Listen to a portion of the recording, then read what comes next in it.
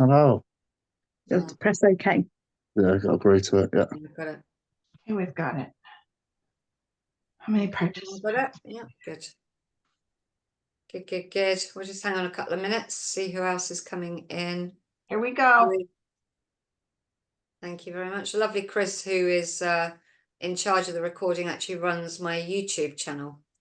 So obviously she makes sure that everything gets uploaded onto the YouTube channel as well. So welcome to this month's Ask the Psychics. We've got two lovely guests tonight. Louise, I couldn't tag you. I kept trying to tag you and it wouldn't let me. I don't know why. I had FB gremlins, I think. So we've got the lovely Louise who has joined us this evening. Thank you, Louise. Louise does all the yoga and well-being practices. So she's very gentle soul, we'll say. And then we've got the lovely Paul Newman. Some of you already know Paul. Paul is another trance tutor and he's returning to Hope, aren't you, later on in the year? Yeah, looking forward to it. Myself and Ricky. You've not met Ricky, have you? No, not yet. Not yet. No. Fascinating character. Yeah, look forward to it. Yeah, very, very gifted. Was born in Israel, actually, but lives in Vancouver. And so their practices in trance are very different. So we'll have a very different experience this time, Paul. Yeah. Teaching alongside Ricky. So it will be a good experience. And I've got lots of ideas floating around in my head for a wonderful program. That's good. That's good. So welcome, everyone. If you've got any questions, obviously, please put them in the chat box and we will ask them. But I'm just going to get the guests to introduce themselves and just speak for a couple of minutes about what they do and where you can catch up with them. Paul, do you want to start, please, my love? Yeah, hi. Yeah, I'm Paul. I've known Joe for quite a while now, Joe. Before Christ. Yeah. Yeah, it's quite a while now. Joe actually helped me along on my journey in the early days as well, and she still does. She's been like a mum at some points of my time. I'm old enough to be a mum, Paul. I hate to admit that, but I am old enough. But she's helped me out a lot. But yeah, so I'm Paul, and I've got my own school that I teach at called Newman Psychic Studies, and where we teach like trance, shamanic practices, and anything psychic and healing and mediumship. But yeah, my journey started really about 12 years ago, I'd say, and then that's when I reignited the flame, should I say, from being younger, sort of thing. I had my few years where I just went and become a dad and partied and had fun and that sort of stuff. And then it's quite a funny story, actually, how it happened with me. I was working away in Harrow and there was a couple in there, and we were like a group of men who worked in the engineering industry. We were working away. One of them was like, kept noticing them every day in there, and it was our last day, and we've been staying at this place for about 2 months, and it was the last day. I went over and spoke to him, and they went to me, "We've been waiting for you to speak to me," like that. And I was like, "Oh, have you?" I thought it was a bit weird. And then so we end up having a drink with him, sitting down, chatting and stuff like that. Then all of a sudden I could feel this energy around my head, like going like this, and I was like, "What the hell is it?" I thought they spiked my drink, like I didn't know what it was. I was like, "What's this going on?" And then I asked a question in my mind, and one of their friends answered it with their mouth, and it obviously blew me away, like. And then they started to explain what was going on and stuff like that, and then I could learn to open up, but I didn't know anything really. I just knew I could make this feeling happen. And having that, I was just doing that all the time. Then I started getting missing time, like having 3 hours of a day going missing, not knowing what had happened, and all this sort of stuff. And then I asked it to stop. I was like, I can't cope with this. Not. I'll capture that. Yeah. So opening up is opening up all your chakras and connecting to spirit. So I just saw the question come up, so I'm just answering that. So it's opening all your chakras and being able to work. But I wasn't opening all mine, and that's the thing. I was going from here up. So hence the missing time. I wasn't in balance. So I asked it to stop. And then I got some advice from my godmother, learned how to open up properly. And that's a big thing that big thing that is part of the teachings. I know, Joe, you teach in that way as well. You know, we've got to be fully energized and fully opened up when we work, and protected as well, like, and know how to close down as well, not just being in fairyland all the time, you know, connected to spirit all the time. Otherwise, we get taken off. So yeah, so that happened, and I learned properly how to do it. Then my godmum started to show me some bits and bobs, and then she was like, "You need to find a teacher." I found a teacher, and about 7 months later, stumbled across Joe on doing table tipping, and then come to a few of your workshops and stuff. And I think I was already doing trance then. I fell into trance quite quickly, trance mediumship. Like, I didn't know what it was when I got asked, "Would you like to sit in trance?" Because when I grew up, that was going out to the club and having a good dance, you know, like it wasn't what I've now know it as, using the altered states. And so yeah, I fell into trance. Absolutely love it. You know, it changed my life. You know, meeting my spirit guides as well was a pivotal point in my life. How long did Long I? time, Chris.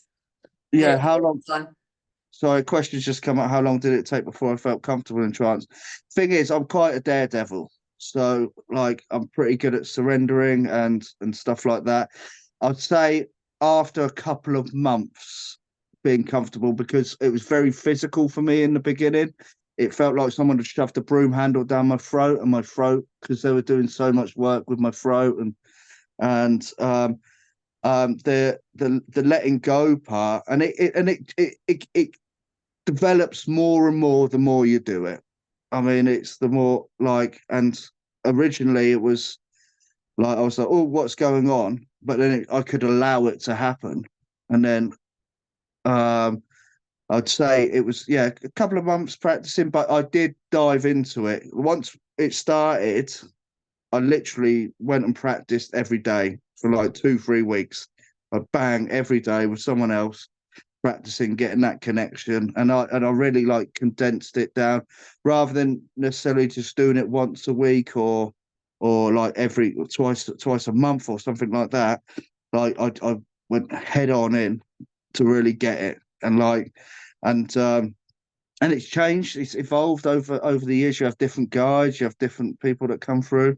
Mm. uh, I I don't think know. with the trance, because I think when I first met you, you came to a retreat which was all about trance. Yeah, that's correct. Well, yeah, before that we met. I think I come to a few of your workshops, and then yeah, because that was just after my mum, yeah, I'd passed. So I was already sitting in trance, but the workshops, I mean, that absolutely enhanced it, because you're there for a week Yeah, yeah. going at it, you know, and 'Cause it's, yeah, I have to take the blame, don't I, to move you into teaching. So I yeah, can't remember how many retreats you'd been on, just but I one, know that at one stage I went, you know what, you really actually need to be moving into teaching now. yeah, And yeah, which is actually how I find a lot of tutors, because I work with some incredible people, and then you see something in them and you go, do you know what, they've got that extra thing that, you know, and there is something about tutors, they have that extra I don't know, that extra piece to them where they're very giving. When you go to a lot of retreats, I found, and it's not a slur on anyone, but you can go to a lot of events and it's very cliquey, and mm, they don't share their knowledge. It's a very personal journey to everyone, obviously. But when you see someone and they're actually sitting there and they're willingly sharing and answering, "Oh, don't worry about that, that happened to me." These are the, you know, things that I look for, because they're the tutors that are going to be sharing that knowledge. So yeah, I'm constantly not my teaching, but I'm also looking for future teachers. So yeah, it was, yeah, it was pretty good when I met you, Paul, because yeah, straight away I was like, okay, I think he's, you know, not just got a brilliant trance connection, but also that extra panaz that you yeah, need in order to be able to share that knowledge in a way that other people understand as well. So yeah. it's, I think that.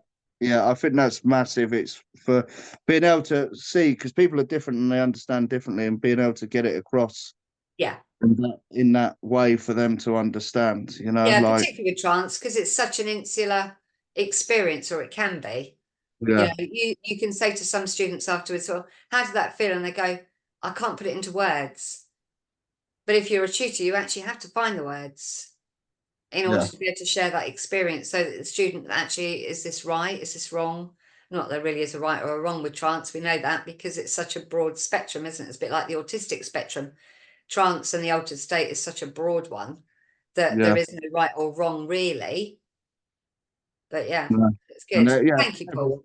that's all right. That's all right. A couple of questions come up, but I don't know. I will come back to those in a minute. Yeah, we'll Yeah. come back to those. I want the lovely Louise to introduce herself best. Yes, so my business is Life Being Holistics and Psychic, to encompass everything really as much as possible. Yeah, it was. So as a baby, apparently I would scream around particular people, so that I just couldn't be near them.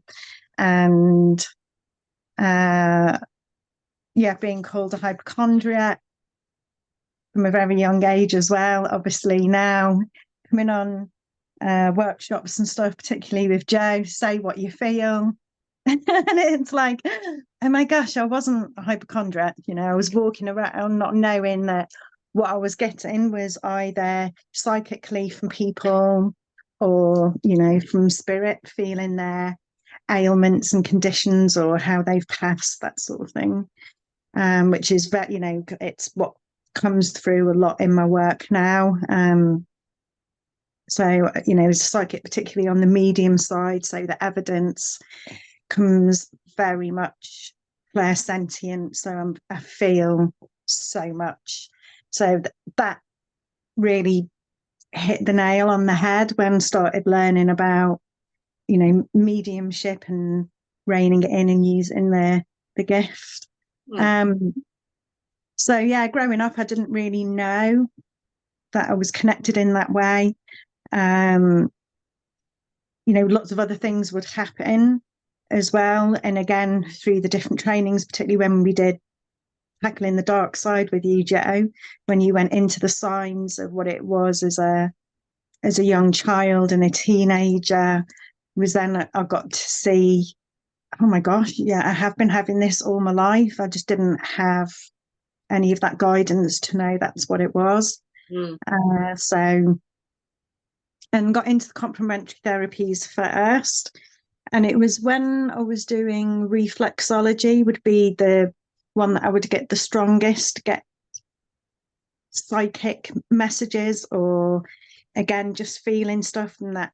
I say it's like a Tourette's thing, when we're doing mediumship work and it's coming in your head and you have to, it's like this thing just comes in, repeat. And it's like, oh, so you have to say it, don't you? So like, just let it out. And then it was like, oh, and then, yes, sat on psychic circles and things, psychic development circles, and met Paul. It was at a Didgeridoo festival, and he was running a tarot card workshop. So I went on that that. was the first time I ever taught anything ever.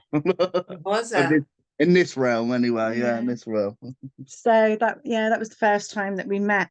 But sat on psychic development stuff, but hadn't connected with necessarily being a medium at that point either. It wasn't something that I even thought about doing.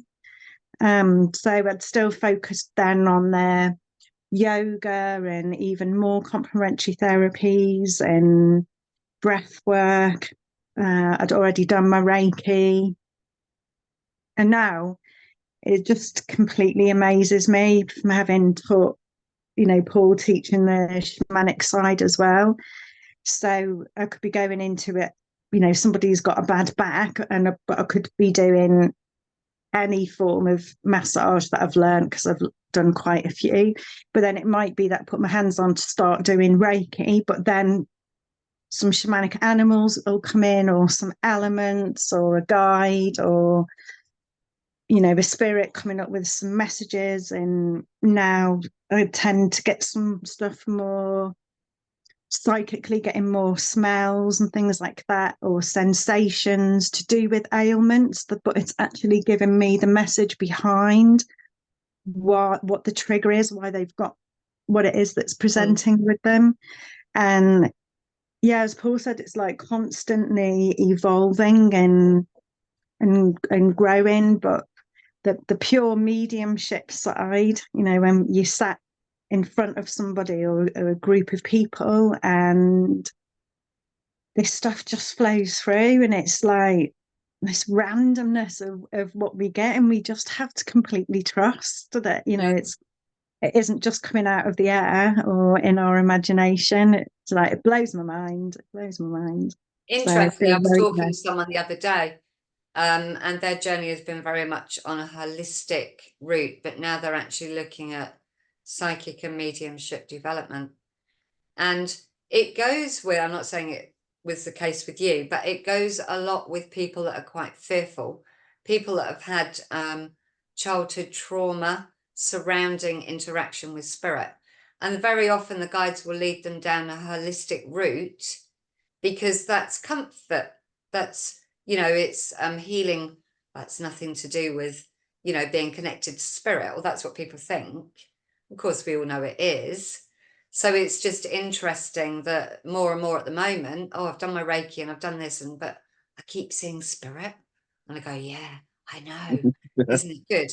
But so it's just interesting how a lot of the guides actually are quite clever with their mediums, and they will lead them down a holistic route first. And it's like the trance mediumship side. So starting off with, as a kid, I was daydreaming a lot, and then it was all the way through my school reports.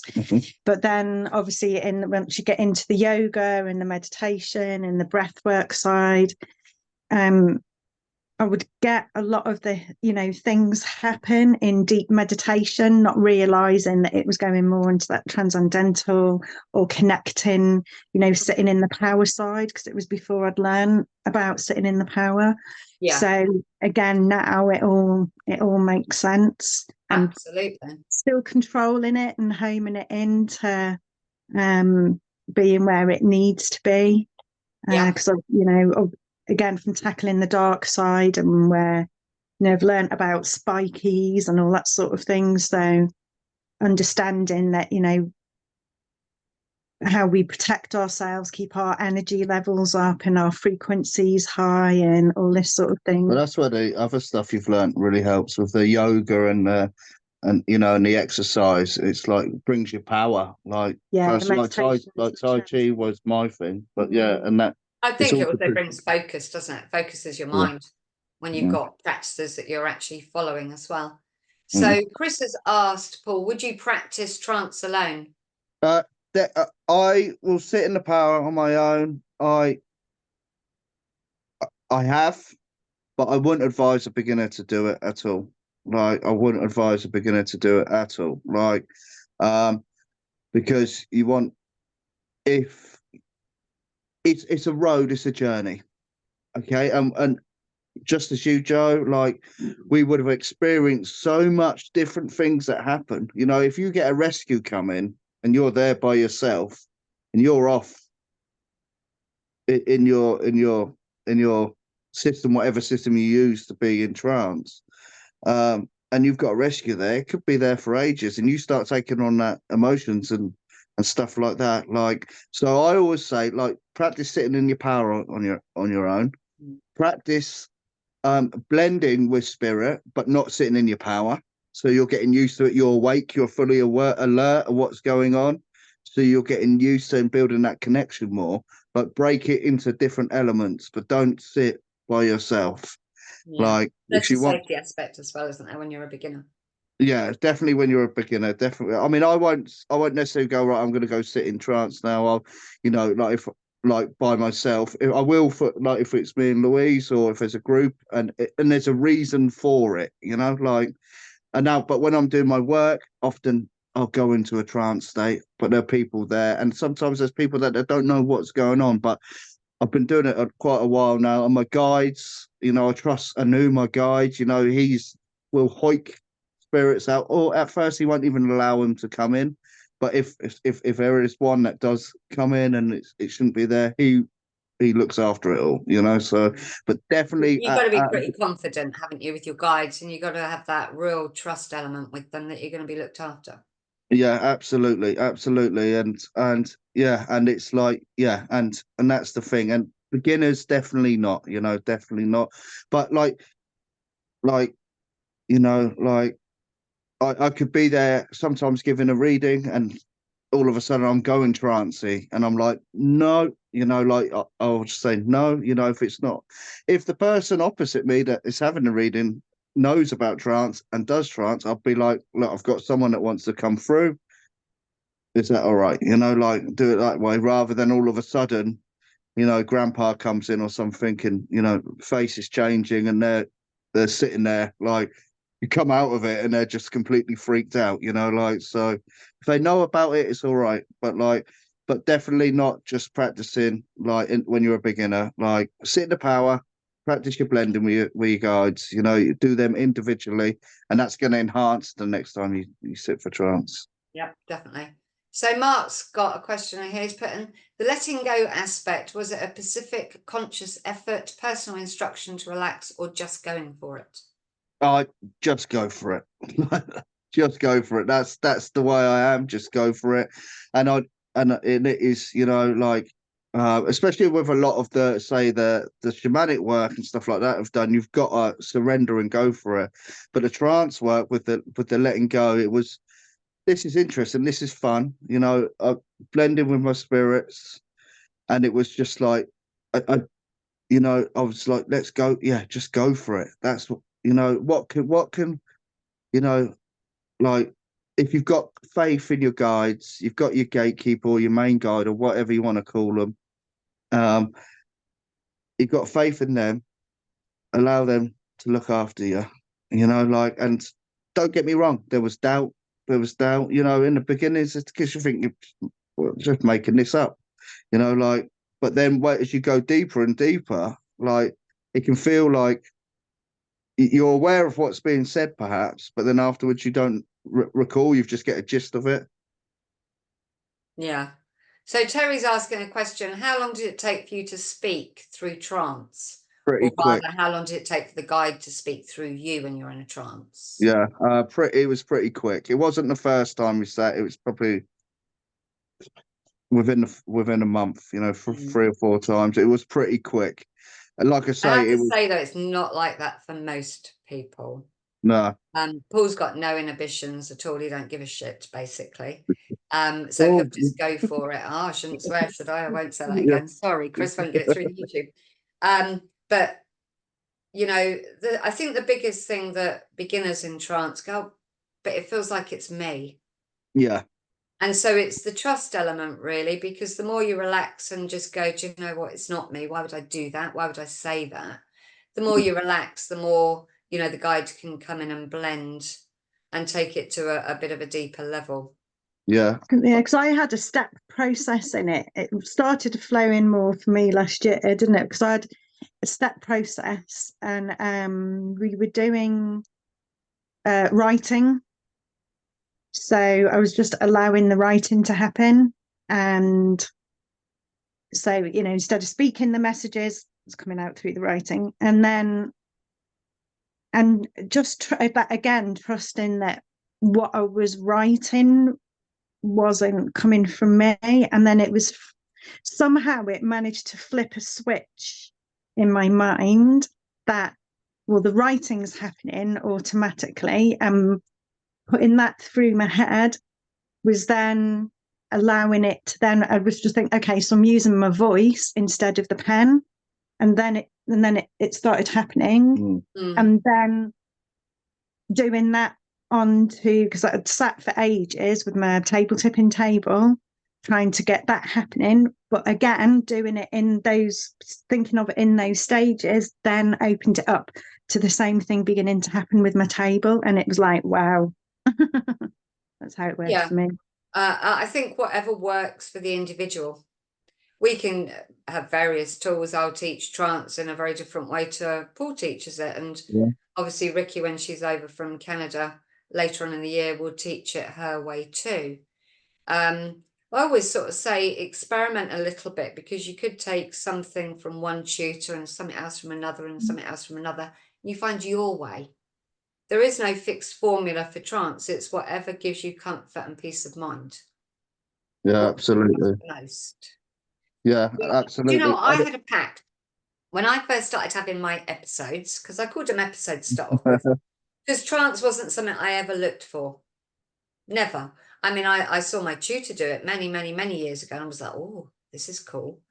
No, you're not coming near me and doing that to me. You know, I have no interest in this. And then of course it just suddenly started out. Well, I didn't know if I was up, down, inside out, or where I was. You know, I could have been stood around the corner for all I knew, not a clue. And Terry will tell you, because she's been there many a time when I've had an episode, and she just thinks it's hilariously funny. But you know, so I didn't actually look for it. So I had this pact.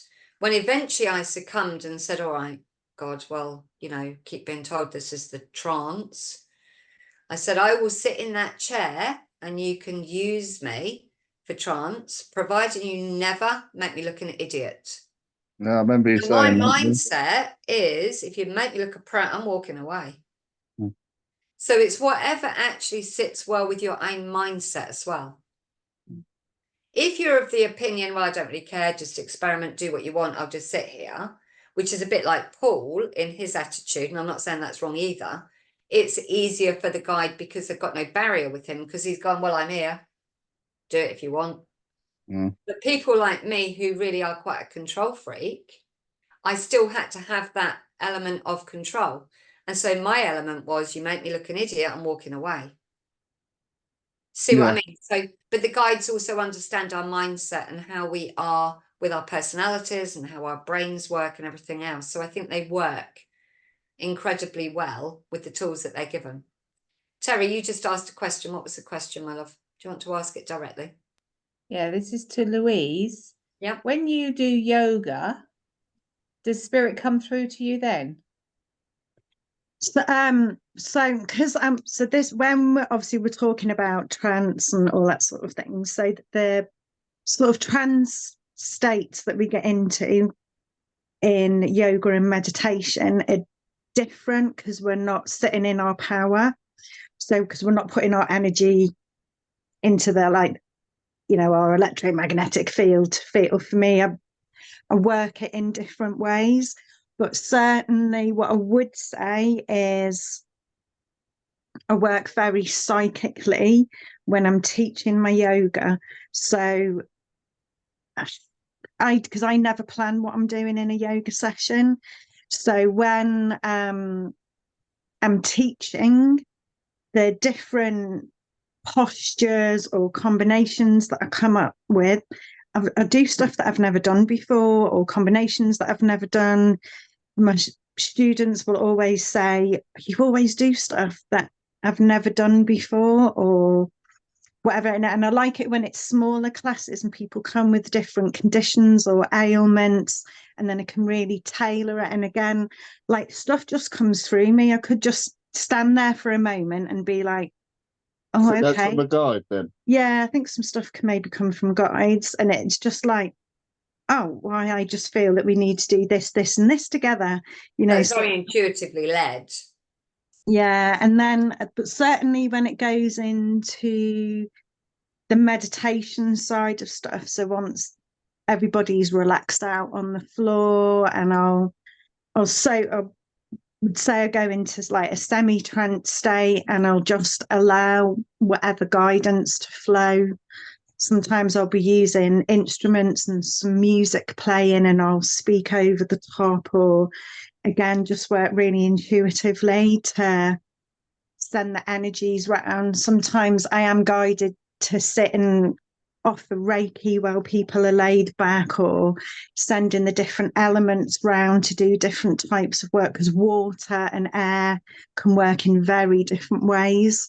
to help clear energy and heal and shift things. So yeah, just allow things to happen. And I guess where I've sat with Joe and learned about transmutation healing. So sometimes some of that will begin to happen. So I could be feeling 3 or 4 different things happening at once for different people. And it's, again, when I'm sitting and being guided to do that, it's different, but it's not necessarily sitting for spirit in that way. It's guides that will come through to help with whatever in the yoga class.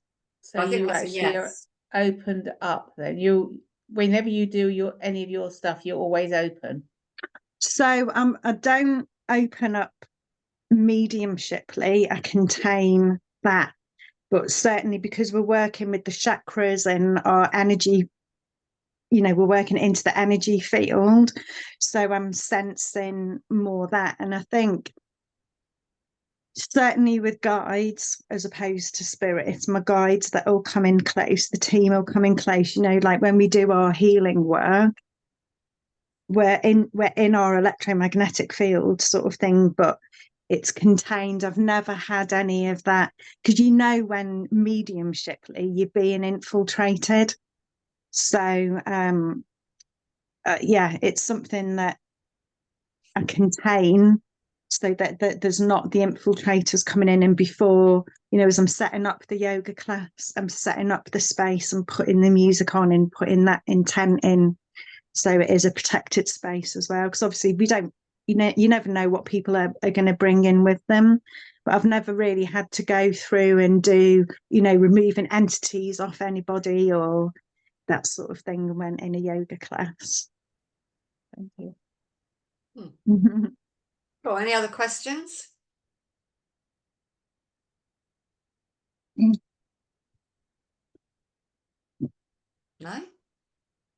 Good grief. Okay, I'll ask some questions then. Paul. Yeah. When you do you mix your shamanic work with your mediumship work? Yeah, absolutely, 100%. Absolutely. Like with the trance, I believe a big part of shamanic work is trance. It's a massive part, going into the altered state, bringing the ancestors or the guides through to do their healing in the room or with people or whatever, and to give divination and knowledge and wisdom and philosophy. But yeah, massively, I do a lot of ancestral work, and the mediumship is absolutely amazing for that, because we can go back down in people's family. Because there's a thing that we do. If we look at someone, you look through their family line, there could be a trait that's happened over and over and over with a certain, like a second born child, say, and we believe that it's an ancestor playing out. So it's an ancestor that's from history sometime. It could be 2 generations back, it could be 5 generations back. So I'll go back and I'll go and find the ancestor and let them be known to the person I'm helping with, and that and then I'll get a connection between them. I'll take them into like a journey world, maybe lower or upper world probably, and get them to connect and talk. And then I'll find out what the person has to do to help release the ancestor from the line, so it stops them playing out. And then hopefully I won't tell the person what that is until they've spoken to their ancestor. And then when they've done that, hopefully the person comes back and says to me, I need to do this, this, this, and this. And it's the same as what I've been told. And then they can go and honor the ancestor, release them. For instance, I double one the other day, and they told me that they need to plant trees in their garden. And she come back and she went, I've got to plant some trees for them. And I was like, yeah, and call them the names of the people. So you're honoring them, because the ancestors are only playing out because it was being not recognized in history, if that makes sense. So the answer, Terry, is yes, massively the mediumship does come in. And especially when we're sitting in a journey circle and stuff like that, and you can get your guides, your spirit team, you know, like and like even loved ones that work with, they'll come into the room and they'll perform healing and do tasks on the people while I'm there drumming. I'm most likely, and I'm either off on a journey myself, or I end up going into a bit of a trance-like state, and one of my guys come, but they're actively working in the room, so they definitely go hand in hand. Yeah, for me, absolutely. Yeah. Yeah, they do for me as well. I was just wondering whether they do with you, whether a lot of the stuff that you do actually crosses over.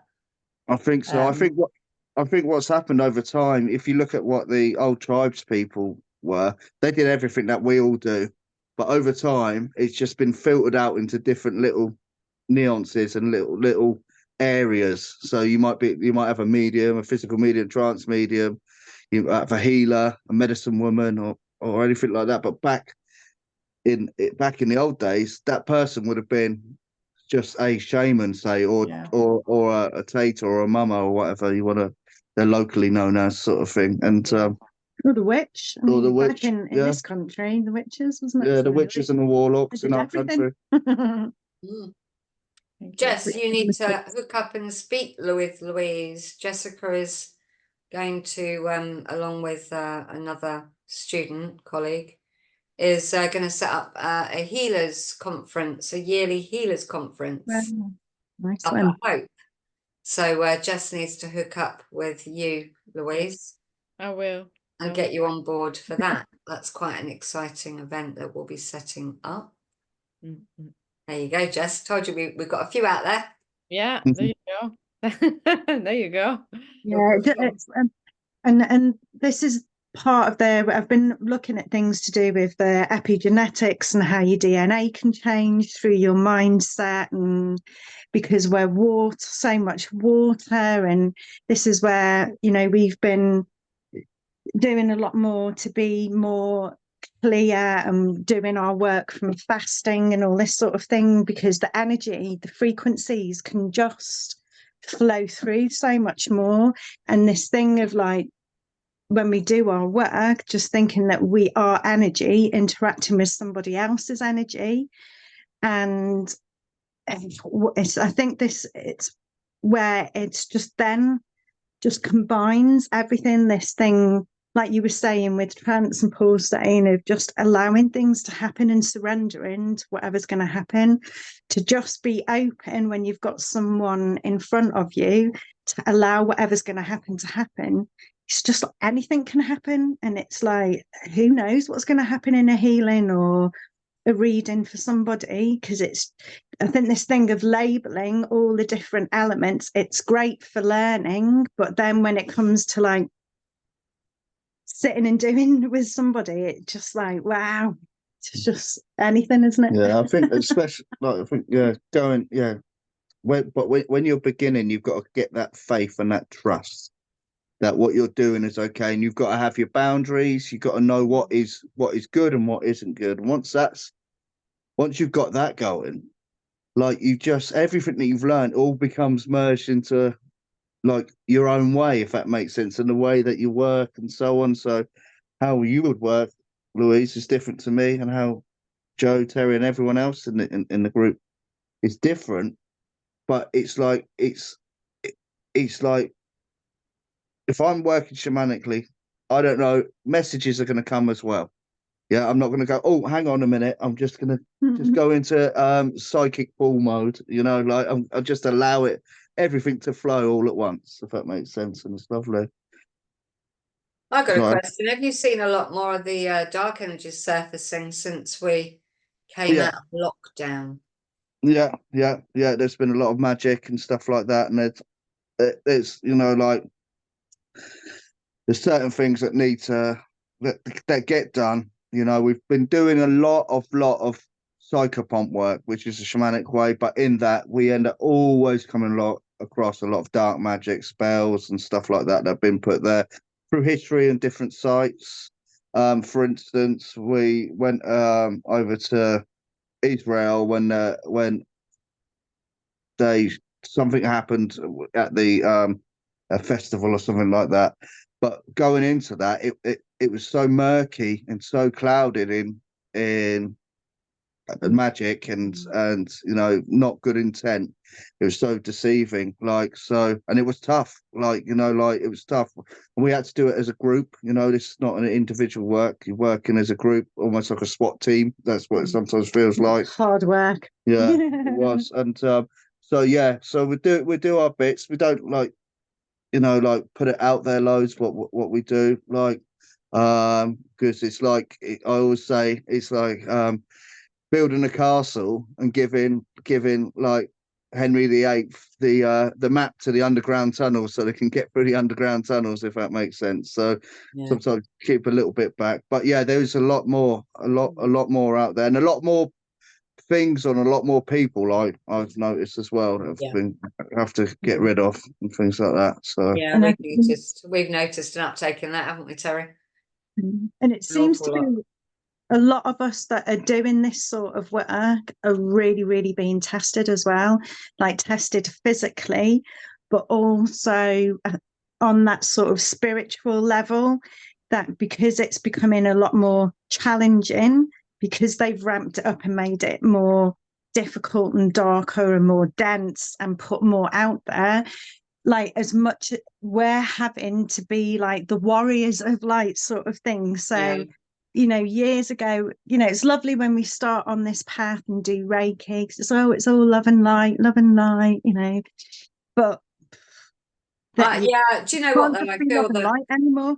People that walk around going love and light are very deluded souls, to be honest, because you only have to switch on the TV and you watch the news, don't you? Every day we see some form of corruption that's being uncovered. Most of it around sexual activities, and you know, look at the MPs.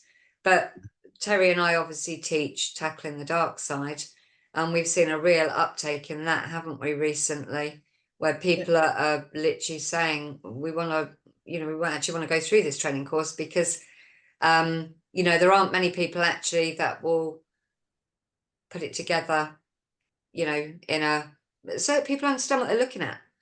Some people are just really scared of everything. They're scared of their own shadow. And so, you know, they'll speak to us and we go, do you know what? That really isn't anything that you need to worry about.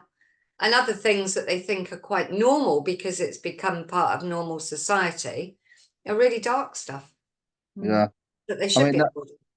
Yeah, I think there's a lot. I mean, I learned this on my journey. You can spiritually bypass. So you can just go, oh no, it's just this and that.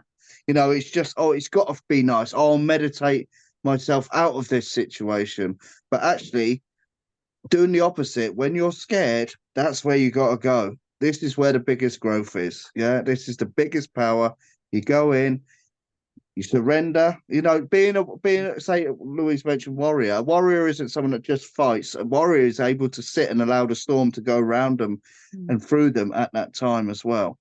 And going into that, and a big part of our work is being real. You know, that's the thing. Not just going, oh, it's got. If it feels good, it is good. It's like to really appreciate what feels good. Sometimes you've got to go to hell. Do you know what I mean? If that makes sense. But your own personal. You're talking to the queens of bloody possession cases here. Yeah. You know, yeah, I mean, the amount of possession cases that actually get referred to us now, Terry, is off the scale at times, isn't it? It is at the moment. With you saying that, because we've had it, obviously, you know, we do practices before we go to bed to make sure our room's right and things like that before we go to sleep. But even so, we've noticed, and I don't know if you've had the same, if you're have the same sort of experience, that there seem to be more attacks coming on through dream state. Some people are actually at night. Yeah, I've had people are, in actual fact, there is a new breed of a demon out there at the moment, and we've had a fair few reports back. And as you can imagine, I mean, the actual true volume of true possessions. And we're talking like, you know, the true possessions that would take you down and will give you sort of like a non-medical epilepsy, where we're talking body contortions and voices that are screaming through you, are still pretty rare. but people go into panic mode at the moment, and so we will get a fair few referrals, don't we, Terry? Most of which actually we don't have to do a great deal for, because it's about giving people back their power. But there has been an absolute uptake surge. I mean, every week, we might have had 2 or 3 cases a year being referred to us. And in actual fact, one even came from the Catholic Church, which was, you don't expect it to actually come from that type of area, but we did. But there are a lot of people that believe if they don't look at it and they don't acknowledge it, it can't be real. And unfortunately, there is a new breed of dark force that we're seeing, that people are actually having these dreams, and they speak to us afterwards and they go, I saw this really horrible demon. It came to me in my dream. And in the end, I just sort of had to say, yeah, okay, fine. Wrong. Biggest thing. Even when you're asleep, you've got to maintain, that boundary and not accept any contract that, any type of dark energy puts before you, because otherwise they've got you. Yeah, absolutely. Never agree to do anything. Absolutely. Never shake the hand, like, even if you're offered the greatest riches in the world, because you paid a price in the long run. And we know someone that happened to. Yeah. But yeah, I found a lot of puppeteerings going on. So that it's not like they're full possessions, but that somebody's got they're at a distance, or and they're influencing the person a lot. Well, I think you'll find that's probably a lot of shapeshifters out there. Yeah, like scouting for the demonic forces. Yeah. Really. People talk about the spiritual war at the moment. There really is a spiritual war between good and evil.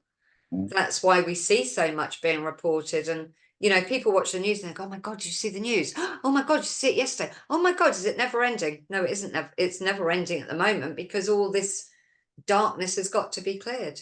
Yeah, and but you also, when they get released, they're looking for other hosts. Yeah, I also got to be careful, because it's the fear mongering that feeds into it. Do you know what I mean? And that's the thing, Well, we've looked in the eye of a few demons, haven't we, Terry? We've looked into many. Yeah. Having had 2 shapeshifters actually come to my centre as well. That's quite unnerving when you've got a scout that suddenly turned up at your centre and they're literally looking for a weak link. Yeah. Funny. So Chris has asked, how do you make a room right? Luke? I guess some of it really depends on like people's belief systems as well, because as we know, intention and frequency has a big part of it. But as we know, covering the mirrors, removing crystals, crystals can open up all sorts. Why would you never put a crystal in front of a mirror? The crystals, because of the frequency of them, they'll heighten up the frequencies, so it can then be more difficult to control what's coming through. Well, if you put a crystal in front of a mirror, it will open up many, many, many vortexes. It's a bit like looking at magic mirrors, isn't it? When you go to a fun fair and you go in one of these caravans and you've got loads of mirrors, and everywhere you look, there's 20 of you. And crystals are very much like that. And it's one of the biggest mistakes that people actually do in their own homes. You'll get an untrained medium, for instance, and when you go in, they go, I've got so many disturbances, and you go in, and one of the biggest things they tend to do is have a mirror facing them when they're in bed so they can see their reflection. That's not good. And also shoving crystals in front of a mirror, because it will create and create and create, and your bedroom will just become one big huge spinning vortex. So you never get any peace at night. You're trying to sleep and they're in and out, shaking your bed, levitating you up by the ceiling, or whatever they want to do. So people need to just think carefully when they set up a room. Yeah, I think so. And if you are getting disturbed at night, say you're having them dreams, when the things are coming in the dreams, a real good thing that I learned was get a white bowl. So when you walk into the room, the left far corner of the room, it doesn't matter how it's orientated when you're at the door, You get a white bowl, you fill it with earth from outside, and you put it in your room in that corner for 7 days. On the 7th day, you throw it out the back of your house, out the back of the window, out the back door, like, but it's got to be in the past, out the back, and you leave it there for one more night, then you wash it up and keep it. Now, what this does, with the intent in there, anything that comes into your room is sucked into it. Okay, it's almost creating its own little protective vortex in there that's yours, and it's good. It's from Mother Earth, and it will suck the spirits away, and it really, really works. It really works. It's got to be a white bowl or white cup, like, and that's one thing. So if we are starting to have, like, we're like, oh, we're getting pestered at night, you know, like, and it's, you know, because I'm pretty lucid when I dream. I really know I'm quite aware of what's going on, and like, if it's like that, it's like, right, we've got to put one of these out then for the week, you know, like, and then more or less it's fine. Put it away again. If it happens again, put another one there. It's a good one as well if children are getting disturbed at night as well. You can just put a bowl in the corner of the room and they won't even know it's there, but it's doing its job, you know, like, it's really good. Another really quick thing though for psychic children, if they're getting disturbed at night, you shove a copper medical bracelet on them. Yeah, right. They won't get disturbed again. The copper and iron also will disturb the frequency, the magnetic frequency. And so it makes it much more difficult for spirit to actually come in and interfere with the child or disturb them, I should say. Yeah. Sorry, hang on, there was a question. It's just soil or earth from outside. That's what you put in it. Yeah, just soil or earth from outside. That's what you put in the bowl. Just any white vessel, but only use it then for that. Don't put it. I had mine on the side. I used a white cup. I had it on the side, and I had a workshop, and loads of people there. Then all of a sudden, this cup had gone, and it was with my other white cups, and I was like, and then I had to get all of my white cups. It's like, I don't know which is which now. So I've got loads of little white ones that can't go back in the cupboard because we don't want people drinking from it after, because if there's any residue, you know, like. So. Mary has put in a message here. Isn't it a case that the light is overcoming the dark, and that's why so much is coming out? Government's collapsing, monster system dropping away. Absolutely, Mary. I completely and utterly agree with you. Absolutely. Yeah, it's like the last stand, you know, the last fight back. Yeah. You know? The only thing I would add to that, though, Mary, and I don't know what your views are on it, is this is why there are so many shapeshifters, demonic energies looking for new hosts, because, you know, governments are collapsing, and, you know, we see all these MPs or government officials that are being exposed, whether it be some sex scandal or whether it's corruption, money or whatever. And when they are exposed, of course, whichever has been, you know, kind of leading that person, and it will be some sort of dark energy, that dark energy will then leave that person because they're no more use to them. And then they're off to find another host. Watch the film. There's a film with Denzel Washington in it called The Fallen. Yeah. That is spot on. Yeah. That is Fallen. It's got Denzel Washington in it. It's got John Goodman as well. And it literally shows that process, what you just explained, Joe. Oh, really? We put that in the message thing so that people can get that film. I've not seen it. Yeah, it's worth a watch. It's like 90s or something. It's worth a watch. All right. Yeah, and I think at this time, everything gets shown in the movies first, don't they? Yeah, 100%. Yeah. And I think at this time, this is what I was saying a bit before about where we're being tested so much and having to really power up into really like our belief in what we do and trust in what we do and trusting with the connections that we have is really coming up, because as much it's the yin yang balance. So as much as they're zooping up on the fear and the scaremongering, you know, we've had so many friends that do similar, you know, to all of us, that are getting ill, physically ill, mentally ill, energetically ill, because they're not looking after themselves enough. They're not, you know, they're not keeping their energies and frequencies clear. They're being pulled away, maybe watching too much of the news or being pulled into that worrying about everybody else and everything around the planet. It's like we have to stay focused on what we believe and that we're doing the right thing, because if we go too much into the narrative of everything that's going on, we're then being pulled into that.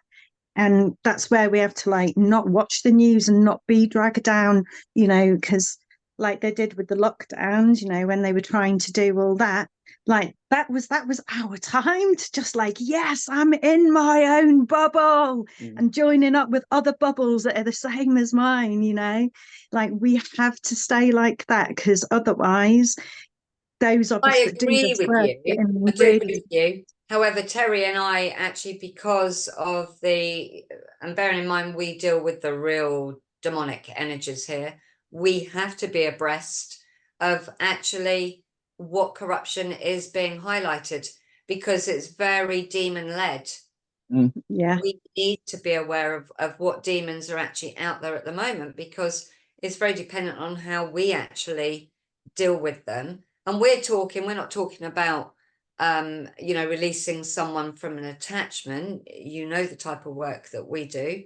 We literally will have people dragged in front of us where we have to, unfortunately, release them from these demonic energies. And, you know, and it can be quite unnerving work. But we actually have to keep abreast of the forces that, you know, the level of the demons that we're actually dealing with in that particular phase. So it would be lovely that if I never had to watch the news again, but unfortunately we do have to. I think it's the, so what I mean, it's the difference between being aware and being dragged down by it. Yeah, we would never be dragged down by it though, because every time we see more demonic forces being released, we're much aware, oh right, okay, Christ, we've got a grade A coming, you know, we've got grade A's have just been released. But we're still celebrating because we see that more and more darkness being released. Yeah, and it's helping more people to wake up that didn't realize, because because it's becoming more open and more widespread. So there's a lot more people who are beginning to go like, oh, you know, yes, this isn't making sense to me. Actually, because, you know, we can see it happening now. A lot more people are becoming aware, aren't they? Yeah. I've just wanted to, so like, you know, when, you know, things are released, do you tackle the magic behind it as well? You know, because when these things happen, there's always, you know, anything that happens, there's always a spiritual war before. And that goes back to, you know, before modern history, before Christ. Unfortunately, Paul, I mean, most of the work that we tend to be doing now actually are leading back to Freemasons and the demonic rituals that they're doing. Yeah. So Okay. a lot of the high level demons that we deal with now are much more shapeshifters. And unfortunately, some people know them as walk-ins. Yeah. You know, where, oh my God, that was a walk-in. And there's very much a contract that is then made between the demon. In fact, what you tend to find is that you'll get shapeshifters that are out scouting for the high-level demons. Demon to come, yeah, absolutely, yeah. Absolutely. And like I say, we've had two at the centre, and I've literally point blank looked at them and said, well, you're a shapeshifter. What are you doing here? Out, leave now. And once you spot them, you don't take your eyes off of them. Yeah. I think I remember they are, your eyes are watching them. But unfortunately, these are very contract led. And so if you've got someone who's got absolute desire, maybe they have an absolute desire that they want to start a business and it's got to be successful, but they don't really have all the tools or the knowledge to do it, they'll agree, well, I can make your business successful. You know, you just sign on the dotted line and I can help you. They don't really understand what they're signing over. They're signing over their own freedom. You know, absolutely. But it's mostly led by materialism and greed and these types of things. And many years ago, you know, I would never have kind of believed in any of this stuff. No, you didn't, Joe. No, you didn't. No, you know, I really didn't. It was only when I had my own possession, when I was in my 20s, that actually which was actually nothing to do with making a contract or whatever, and everything to do with me being an untrained trance medium. And, you know, unfortunately, I moved into a house and there was a demon sat there waiting. But so it was only actually surviving my own possession, and then unfortunately having this ability to be able to see a demon. I can look at people even on the news and I go, oh God. Yeah. You know, Yeah. it's not something that I looked for, but yeah, a lot of people just don't understand, you know, they think that maybe they've had some sort of dream and actually they've been approached, or someone No. will speak to them. There have been more and more cases of actually people, footballers and people like this, actually that have been coming out and talking quite openly about their experiences where these big businessmen actually approach them at London hotels and big promotional events. And a lot of the shapeshifters will literally shapeshift in front of them. It scares them to death. Yeah. And a lot of them just go, oh, they're so scared they walk away. Others just will go, okay, well, how much money will you give me? 500,000. Okay, yeah, I'll do it for you. And they've got them. That's it, they've got them. Yeah, that's the deal. It's sad, but they don't understand it. Do you repel demons? Have they sensed your energy? What exactly do you mean by that, Mary? Do you want to unmute yourself, my darling? Yeah, for example, you walk into a room and there's a demon there. Have they sensed you and walk the other way, sort of thing? Like well, I see them. Yeah. I see demons, and Terry, my colleague up there, will smell them. Oh, right, okay. So she'll generally start to retch, and I would have seen them. And yeah, very often they do try to get away. It's not really, we wouldn't walk up to a, you know, someone who's got a demon possession with them in that type of scenario. You know, you can't interfere with a lot of free will, but if it came at us, we're getting you. Yeah, because with spirituality now, you've got the spirituous churches, which I think personally have had their day, because there's only so much that Uncle Tom can come through. I think if people who go to spiritual churches do believe in the afterlife and the, you know, all the rest of it, so I think it's going to go step up to a different level, and it's probably overcoming the evil that's out there. Yeah. And that's my personal opinion. Yeah, I don't think you're far wrong. Yeah. I mean, spiritualist churches used to be very, very popular, didn't they? But spiritualist churches were more popular when it was wartime than at any other time, really, because every family got touched by loss, didn't they? Every family lost a son or a husband in the war. And so spiritualist churches back then were very much about that healing aspect. I need to speak to my son. You know, he went to war and he was 19 and he was killed and I didn't get to say goodbye. And so the spiritualist churches then were doing their healing job as they were supposed to do. But a lot of the churches... I'm not pushing them completely, because there is a time when you lose a loved one, like a child or something, and you desperately want to know that they're okay on the other side. I get that. But for somebody to habitually go to them 2-3 times a week, I think it's done its deed, if you like. And I've got a couple of medium friends, and I said, I think your work will be changing. You won't be doing this. It'll be going up to the next level. Yeah. Because it's got to change. It's got to evolve. We are all evolving in this time now. And as you say, I haven't personally come across any demons, but then again, I don't invite it in. To be honest, I think we don't invite it in. Trust us, Mary. Yeah, but I don't know what I'm saying about you. You must be a strong character to actually drive that demon out. Yeah, because I know they do occur. I've been to a couple of meetings where they've said, yeah, there's been a possession in the house and everything else. So I know they do occur, and children I know have sensed them and seen them and all the rest of it, and they're repelled by them. So I'm sort of interested in how you overcome that. I think it's levels. I think it's levels. Like some your guides wouldn't let you at the beginning anywhere near a demon. Do you know what I mean? Like unless like in Joe's case, it was her Kickstarter. You know, like Yeah. the possession was her Kickstarter to get her to where she is today. But like I think if when you're starting out, the guides, you know, you might come across them, but you're not going to be aware of them if that makes sense, unless they've got their claws into you. You know, like if they've got your claws into you, that you are definitely well, you're not aware, or you then you can become aware, sort of thing. But then it's like as you like grow in power as well and sternness, and you have less things for the demons or entities or whatever you want to call them to hook onto in your own being.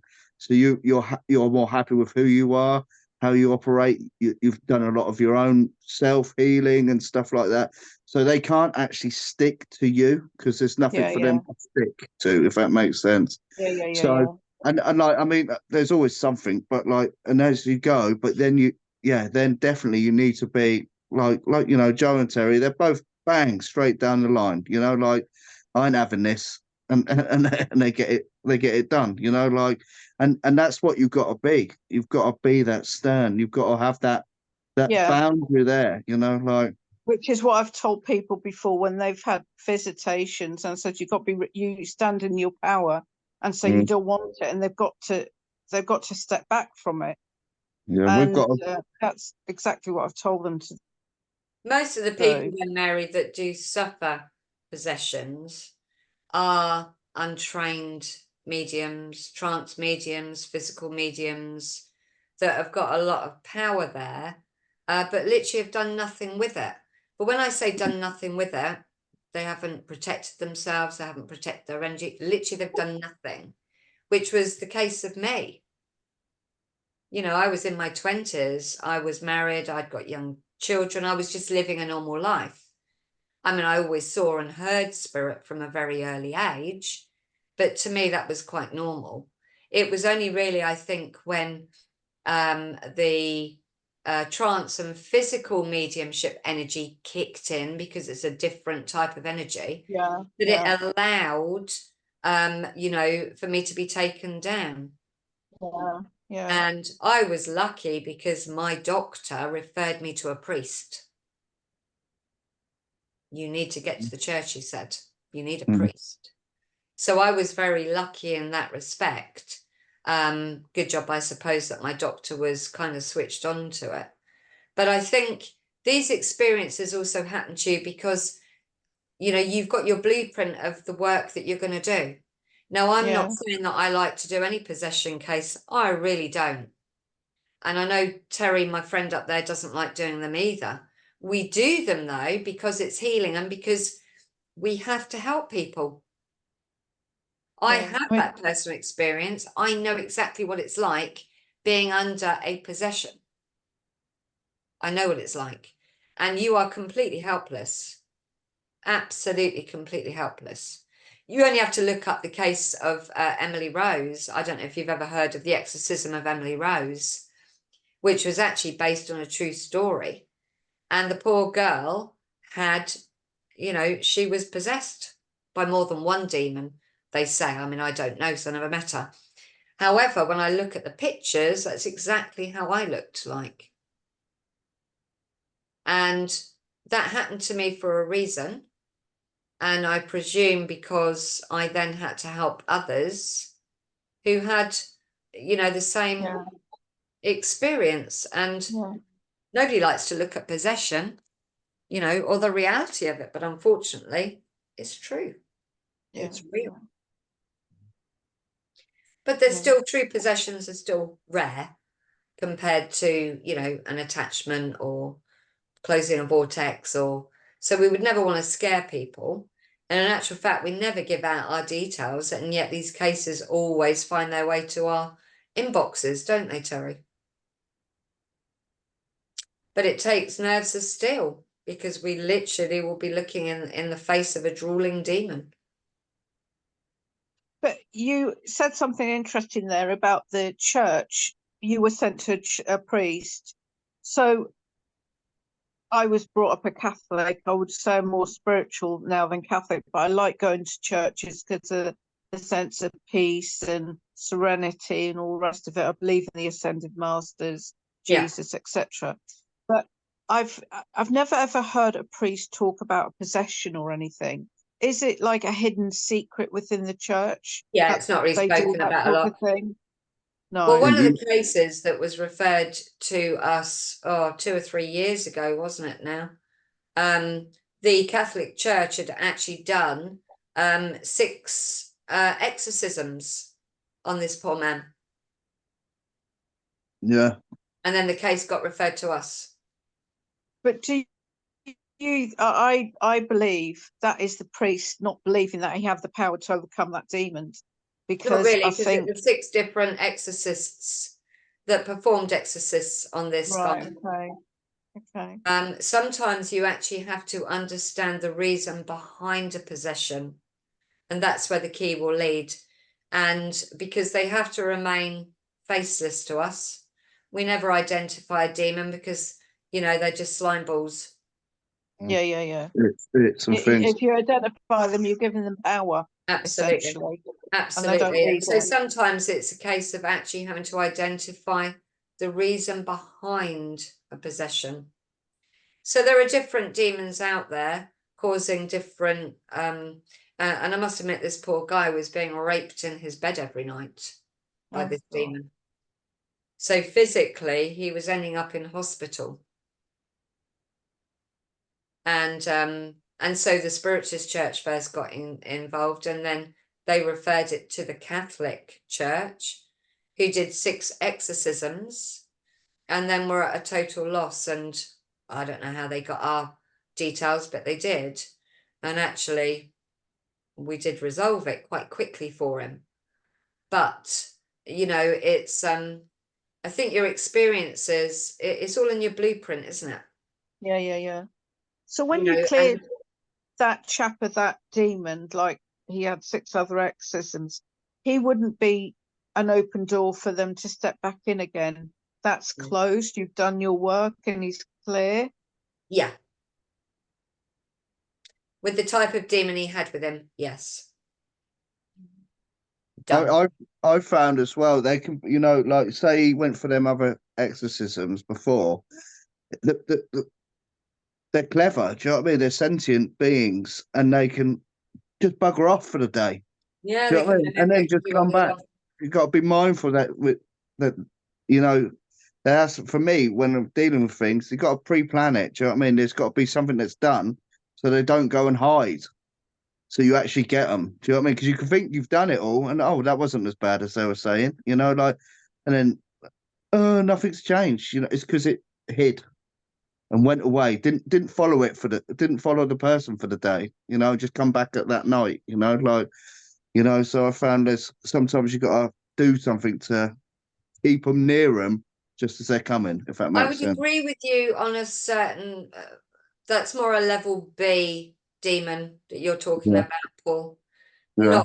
Not when you get the real drooling, you know, the ones like I'm going to have you. Yeah. They don't really have the ability to be able to hide to the same level. Yeah. They have to, it's like they have a full possession over the person. So they can't leave them. Yeah. Fully Can't let there. go Yeah. of them. They can't, oh, well, I'll go out for the day while an exorcism's being done. It's not that level. We're Yeah. talking All right. like the Yeah. next Fair level enough. up from that.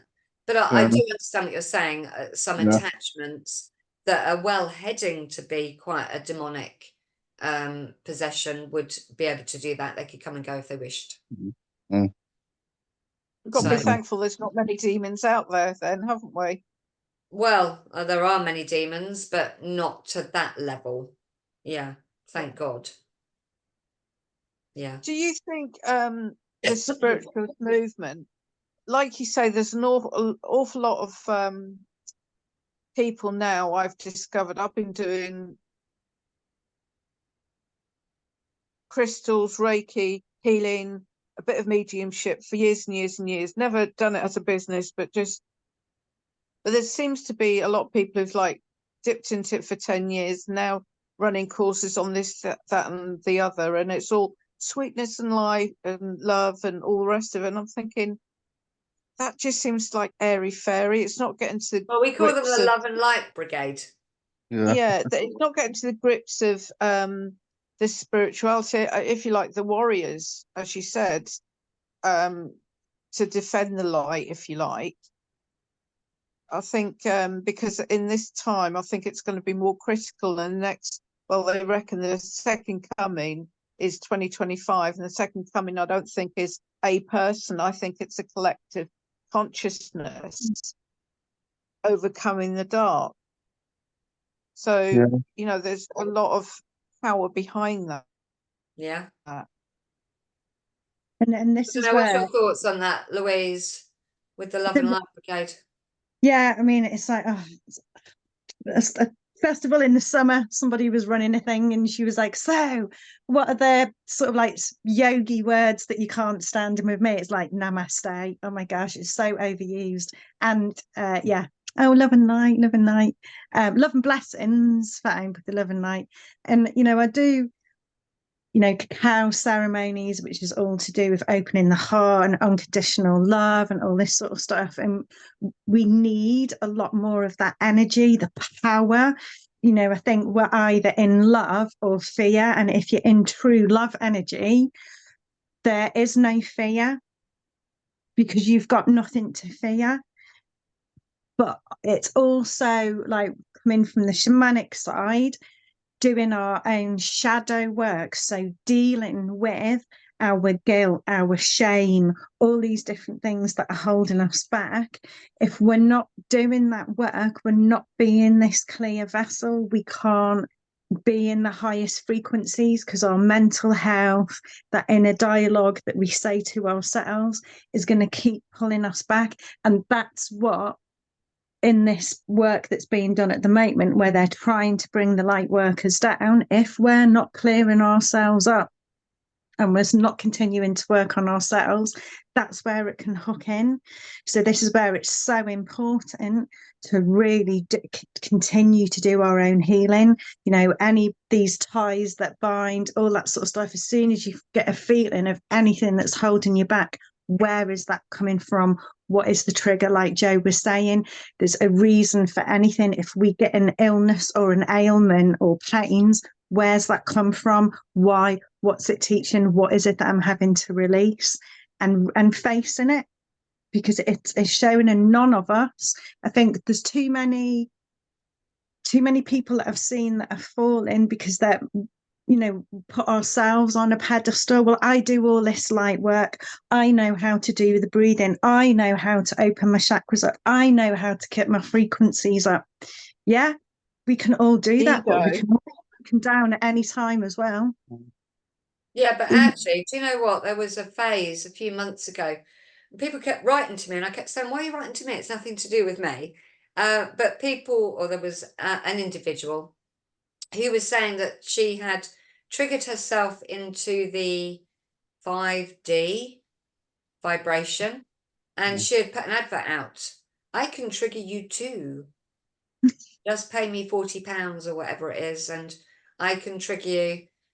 With no understanding that our vibration can only be, you know, triggered into the next level by our own efforts and by our own understanding and our own experiences and our own level of acceptance. So I think there are a lot of naive people out there that actually don't want to do the work themselves. And, oh, well, I'll just pay you 40 quid, then you can get me into the 5D vibration, if only. Yeah, You know? well, if someone pays 40 quid and gets taken to the 5D vibration, you are going to get shaken to your core and you're going to get spat back out again until you Well, deal with your own stuff. To be Really. honest, though, Paul, it shows that the person that was advertising this had no understanding at all and is probably stuck in 1D where the rest of us are in 3D. Do you know what I mean? So I think it's naivety. A lot of it is just naivety. Dawn's put in I was offered a deal recently to make my depressed daughter okay. If I would cross, that was a hard turn down. Well, when you've got a demonic force that's wanting to make a contract with you, they're always going to go for your weakness. And so, Dawn, that would make sense to me, my love. Yeah, absolutely. You know, your Absolutely. daughter is ultimate love to you. And so they're always going to go for your weakness. It's your power they're after, of course. Yeah. Joe, just to say to that, Yeah. I got in a bit of a flap because I thought, can I agree to something? Because it happened while I was astral, asleep, and it was very vivid. But could I have agreed to it because I was asleep? If you know what I mean. That's what I woke up. That was what worried me. I remember turning it down. Well, you've But I turned think it Do you down. remember turning it down? You turned it down. Yeah, you've turned Yeah. it down. Yeah. Don't worry about it. Don't give it any more power than No. it anymore. You've turned it down. That's the end of it. Yeah. Yeah, Paul's right on Cool. that, Dawn. Cool. Yeah. And most of these contracts actually are made face to face. So I'll give you a very, very quick example of what I mean. I was listening to a podcast, about a year ago now. And you know what it's like, you're listening to interviews and all of that, aren't you, when you're working? So I'm typing away and I'm literally just writing something, workshop probably, and this podcast thing came on of this guy who does a radio show. And so he says, oh, I want to introduce my friend, and I can't remember for now what the guy's name was, but he's a footballer. And so he welcomes his friend and he goes, hi, thanks for coming back on my show. And the guy says, oh, you're welcome. And the interviewer laughs and says, oh, yeah, I'm really hoping you're going to tell all the listeners about what happened to you with that experience at the football promotion. And the guy who was being interviewed went really serious and he went, you promised me you wouldn't mention that again. I told you I just can't talk about it. You could hear this guy getting really pretty stressed. And the guy who was interviewing said, oh, yes, sorry, mate. And obviously realizes that he genuinely has caused upset. So the guy went, I'm so sorry. He said, I promise I won't ask you about it again. But now obviously the listeners are going to be intrigued. And the guy, being really serious at that point, said, I'm going to tell you once and only once. And he said, if you do this to me again, he said, I'll never come on any of your radio shows again. And so the interviewer at this stage is thinking, oh my God, I've really put my foot in it. So he said, I went to a London hotel, and he said once or twice a year, all the promoters, and he said, I'm not going to say his name, but he said all the promoters from the big companies like, you know, the sports companies, Adidas and all of that are there. And he said, and they all come in, and he said, we're offered vast amounts of money to carry their logos on our trainers or on our backpacks or whatever it is. And he said, and this guy came up to me and he said, I really want you to carry our logo. And he said, we'll give you this amount of money, which was a big amount of money. And the guy said, do you know what, mate, I'm really not the one for you. He said, because actually I'm really not into your product. He said, I'm not being horrible. He said, but your product just actually doesn't work for me and I don't want to carry a logo. And he said, and the guy changed. And the interviewer said to him, what do you mean changed? 1 minute, he said, I was looking at his face, and the next minute I wasn't looking at something that was human. He said his face changed. And he said, Wow. I literally freaked out. And he said, I can't help you. He said, I literally ran across the room, he said, kind of threw myself into this booth. And one of the other footballers was sat there, and he said, and I was shaking. He said, and I said to my other fellow footballer, don't leave me on my own. And he went, all right, mate. He said he could see I was genuinely shook up. Now that's what we're talking about when we speak about them wanting to make a contract. They're offering you to pay. And he knew that he'd be entering into a contract. And when he turned it down, they used a fear factor. So that's what we're talking about when we speak about the type of forces that we deal with, unfortunately. But So there Joe, we go. don't you think for him it was like he didn't use the product, so he didn't promote it. He could have quite easily have signed on the dotted line without even realising. It's just the No, fact that not with he the didn't type use of forces. Yeah, not with the forces that I'm talking about.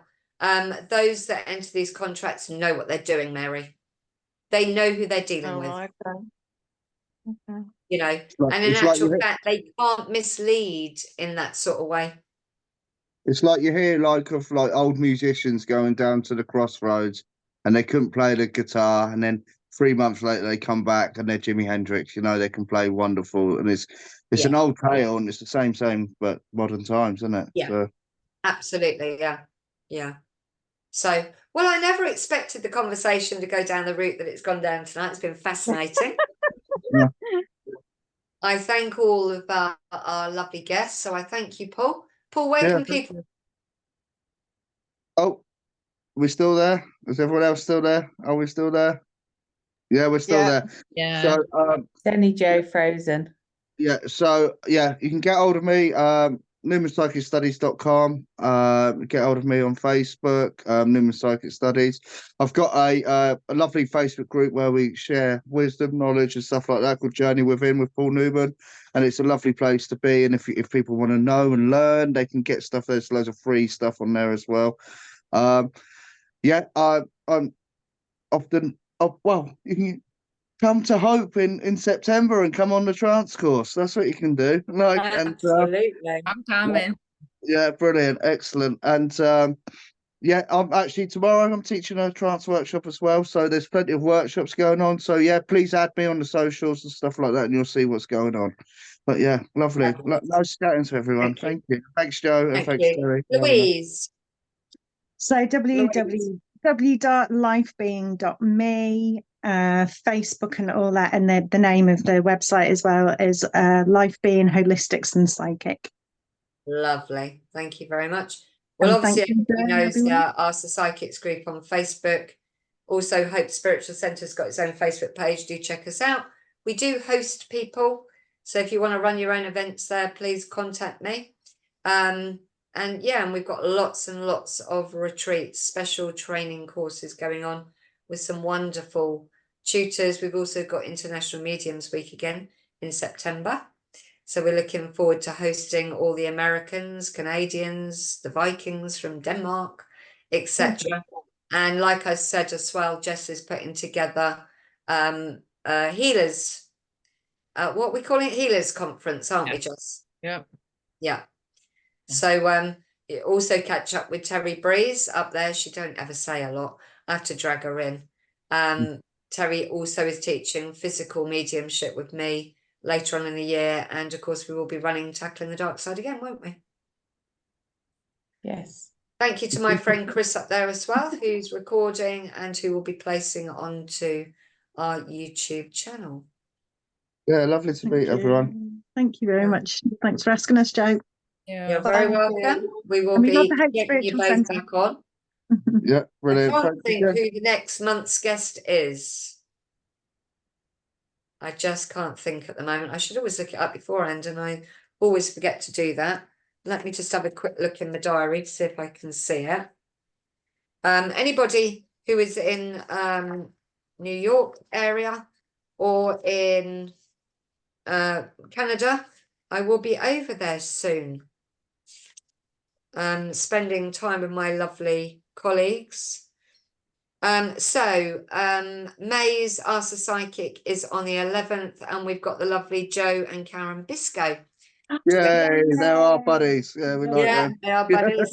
Yeah. Yeah, so we got Karen and Joe on next time, so please do make sure you save that date and join us there. We shall. We shall. And thank you all. Have a lovely rest of your evening. Thank you, everyone. Thank Cheers. you.